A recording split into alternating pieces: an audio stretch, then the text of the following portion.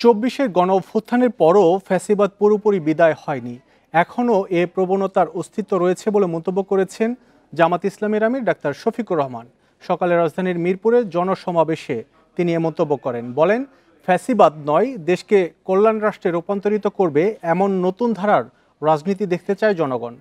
১৫ বছর অত্যাচার সহ্য করেও জামাত দেশ ছাড়েনি বলে মন্তব্য করেন তিনি। বিজলি কেবলসের স্কিন কোটেড ইনসুলেশন আগুন প্রতিরোধী। বিজলি কেবলস, নিরাপদ আজীবন।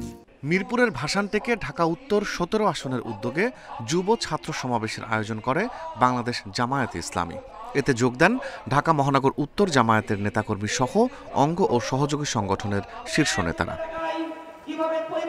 আগামী নির্বাচন সামনে রেখে কল্যাণ রাষ্ট্র গঠনে সবাইকে ঐক্যবদ্ধ ভূমিকা রাখার আহ্বান জানান তারা। ইনশাআল্লাহ জামাতের আমির ডাক্তার শফিকুর রহমানের নেতৃত্বে নতুন বাংলাদেশ প্রতিষ্ঠা সময়ের ব্যাপার মাত্র ইনশাআল্লাহ। সমাবেশের প্রধান বক্তা জামায়াতের আমির ডাক্তার শফিকুর রহমান বলেন, দেশ এখনও ফ্যাসিবাদী প্রবণতা থেকে পুরোপুরি মুক্ত হয়নি।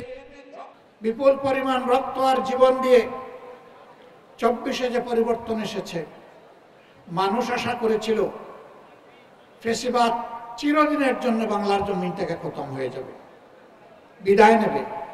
আফসোসের বিষয়, ফ্যাসিবাদ বিদায় নেয় নাই। তিনি আরো বলেন, দেশবাসী একটি নতুন রাজনৈতিক বন্দোবস্ত দেখতে চায়, আর তার জন্য প্রস্তুত জামায়াতে ইসলামী। এই দায়িত্বশীল জনগণকে আমরা একটা দায়িত্বশীল সরকার উপহার দেব ইনশাআল্লাহ। এই সরকার পরিচালনা করতে গিয়ে দেশি বিদেশি কোনো শক্তির লাল চক্ষুকে আমরা পাত্তাই দেব না। আমাদের সরকার পরিচালনার যদি আল্লাহর ইচ্ছায়, জনগণের ভালোবাসায় আমরা সেই সুযোগ পাই, সরকার পরিচালনার ভিত্তি হবে আল্লাহকে ভয় করা। বিভক্তি নয়, বরং জাতীয় ঐক্য প্রতিষ্ঠার মাধ্যমে নতুন দেশ গড়ার আহ্বানও জানান তিনি। আগামীতে আল্লাহ তাআলা জনকল্যাণের একটা সরকার গঠন করার তৌফিক এই দেশবাসীকে দান করুন। Rifat Alam, independent news, Dhaka.